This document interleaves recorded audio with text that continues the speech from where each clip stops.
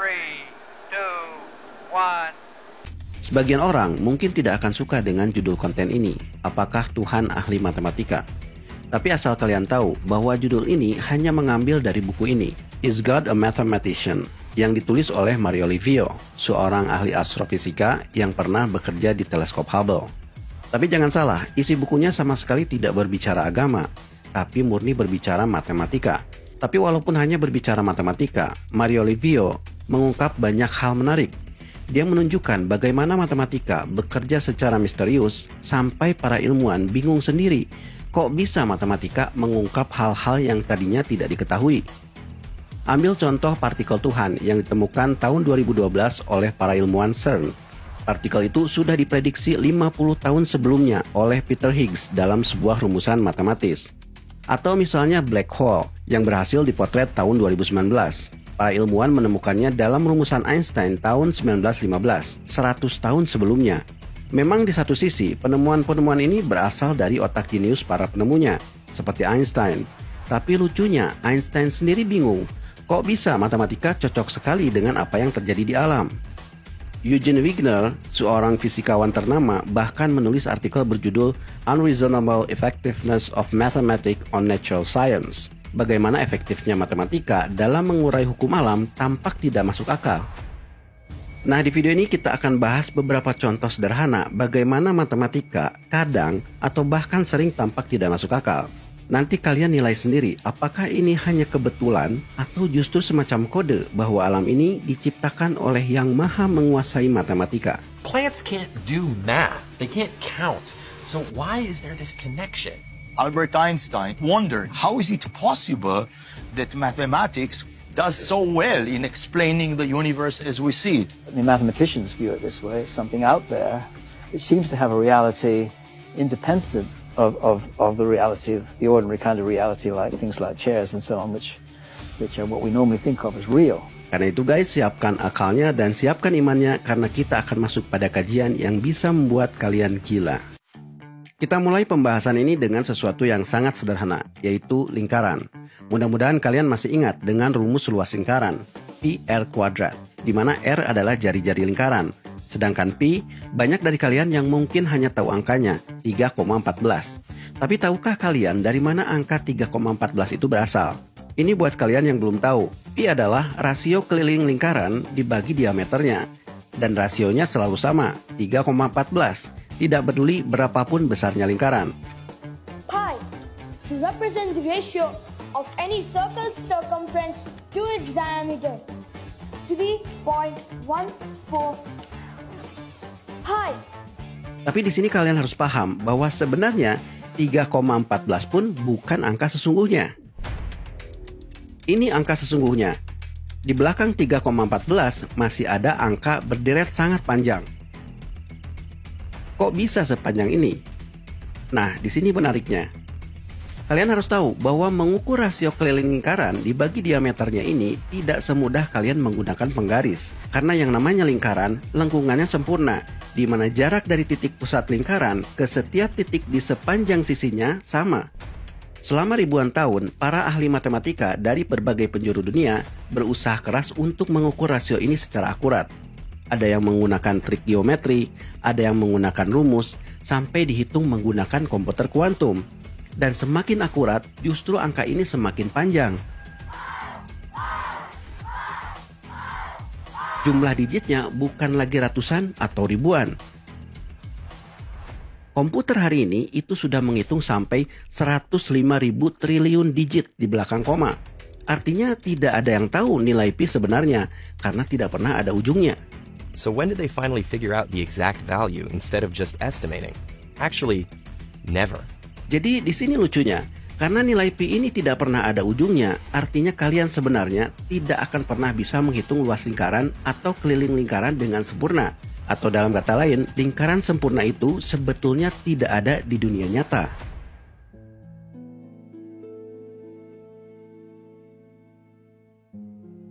When we draw a circle on a piece of paper, this is not the real circle. The real circle is in that world, and this is just an approximation. Yang lebih menarik lagi adalah pi ini termasuk bilangan tidak rasional atau irasional. Apa maksudnya? Dalam matematika, sebuah bilangan bisa disebut rasional kalau bisa dipecah ke dalam rasio dua bilangan. Misalnya, 0,5 bisa kalian pecah menjadi 1/2, atau 0,75 bisa kalian pecah menjadi 3/4, dan seterusnya. Bahkan 0,3333 yang terus berulang pun masih bisa dipecah menjadi 1/3. Tapi pi tidak bisa dipecah ke dalam rasio bilangan apapun. Adapun 22/7 yang sering kalian gunakan untuk menggantikan 3,14 itu pun hanya pendekatan, tidak sama dengan pi yang sebenarnya. Di antara kalian mungkin ada yang bilang, itu kan cuma bilangan, tidak ada artinya di dunia ini. Siapa bilang? Semua yang ada di dunia ini secara natural akan cenderung mengambil bentuk lingkaran atau bulat. Matahari, bintang, planet-planet termasuk lintasannya, juga tetesan air, sel-sel sampai ke atom-atom. Maka sains dan teknologi pun tidak akan ada tanpa memperhitungkan nilai pi. Silakan kalian buka kembali rumus-rumus fisika yang pernah kalian kenal. Pi ada di mana-mana.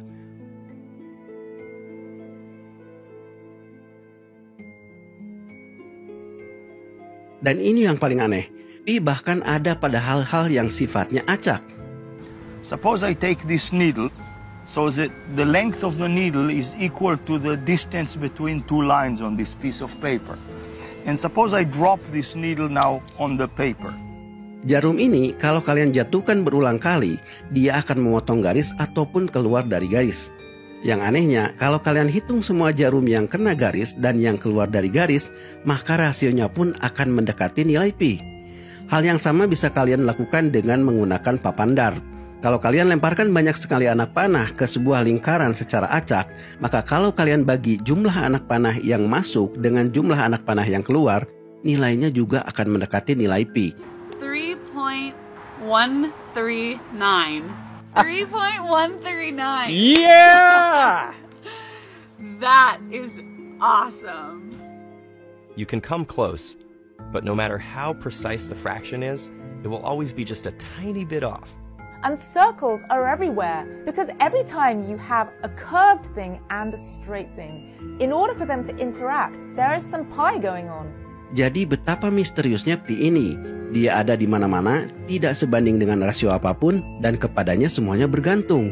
Kira-kira menurut kalian ini sebuah kebetulan atau menunjukkan sesuatu? Golden ratio adalah ketika kalian membagi sebuah garis menjadi dua bagian, di mana rasio AB per AC itu sama dengan AC per CB. Rasionya 1,6180 sekian-sekian. Lagi-lagi ini bilangan tidak rasional karena tidak ada ujungnya dan tidak bisa dipecah ke rasio bilangan apapun. Golden ratio ini pertama kali diungkapkan dalam bukunya Euclid berjudul Elements, abad ke-5 sebelum Masehi.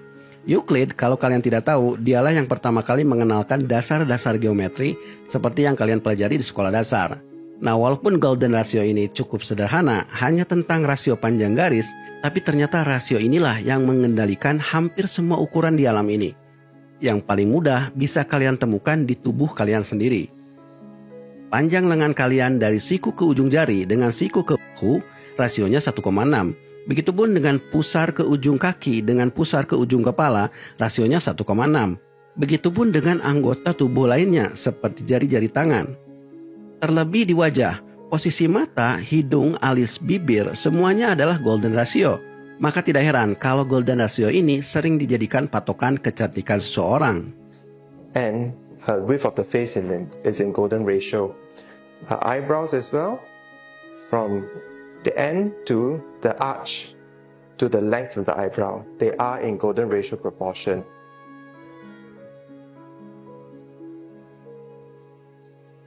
Bahkan golden ratio bukan hanya ada di luar tubuh, tapi di dalam tubuh pun organ-organ tubuh kita memiliki golden ratio, seperti jantung dan detak jantungnya sendiri. Lalu apakah golden ratio hanya ada di tubuh manusia? Tidak, golden ratio ada di mana-mana. Nah, tapi sebelumnya kita bahas dulu satu hal ajaib lainnya yang berhubungan dengan golden ratio, yaitu deret Fibonacci. C'est la suite de Fibonacci. C'est le code que Sonia a déclenché.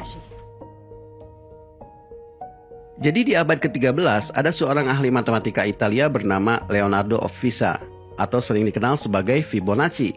Fibonacci lah yang memperkenalkan angka yang sekarang kita gunakan.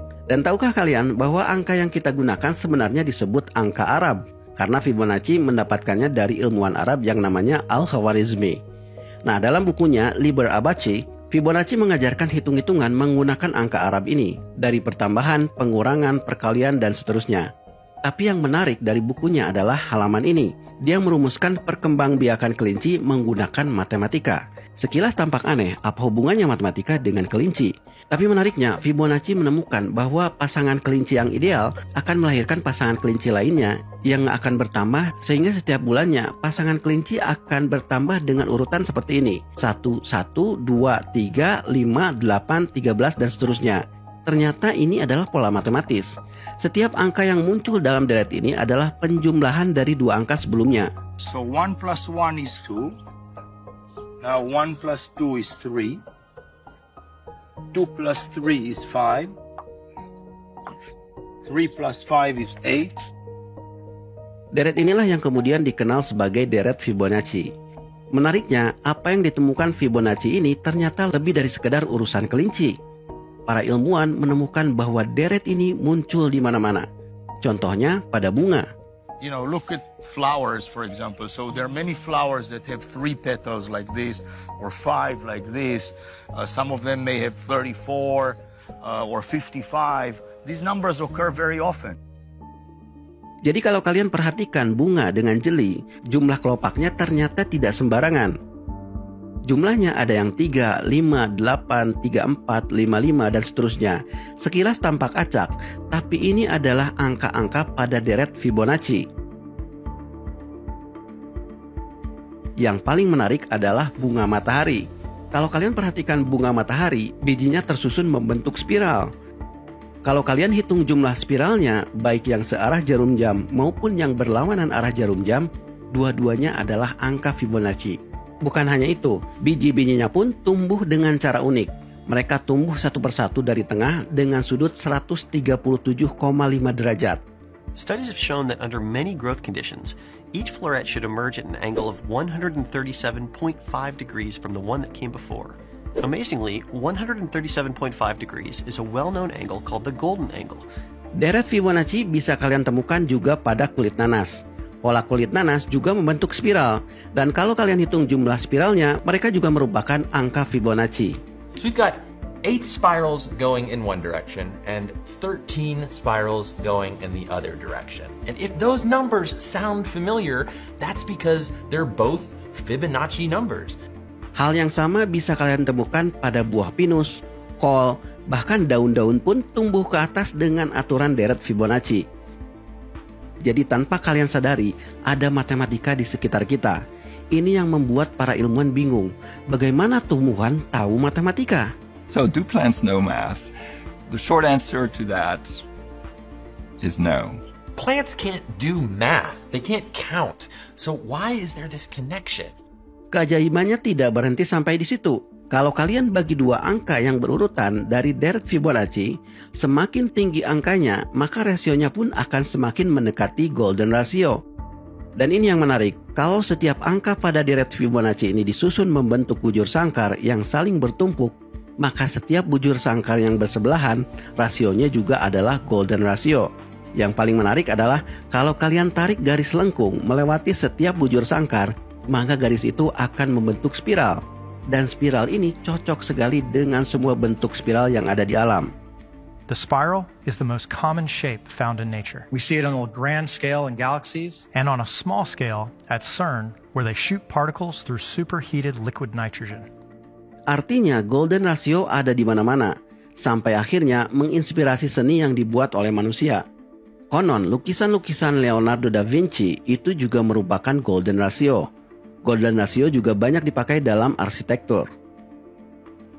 Sampai hari ini, golden ratio pun menjadi kurikulum dalam ilmu grafis. Banyak logo yang menggunakan teknik golden ratio. Sebetulnya masih banyak keajaiban di alam ini selain pi, golden ratio, dan Fibonacci. Kita belum ngomongin fraktal, di mana di balik pola acak seperti ranting pohon, saluran paru-paru, petir, daun-daun, dan masih banyak lagi yang lainnya, tersembunyi pola matematis yang sederhana.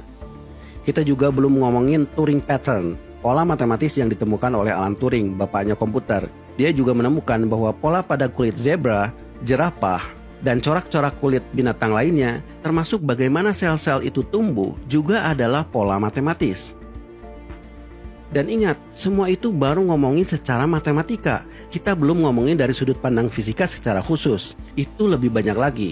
Ya kalau dibahas satu-satu tidak akan cukup dengan satu video yang singkat ini. Tapi intinya adalah para ilmuwan sendiri kehabisan kata-kata untuk menerjemahkan fenomena-fenomena ajaib dalam matematis di alam ini. Eugene Wigner dalam artikelnya sampai mengungkapkan kalimat ini. Keajaiban kecocokan bahasa matematis dalam merumuskan hukum fisika adalah anugerah terindah yang tidak kita pahami ataupun pantas kita dapatkan.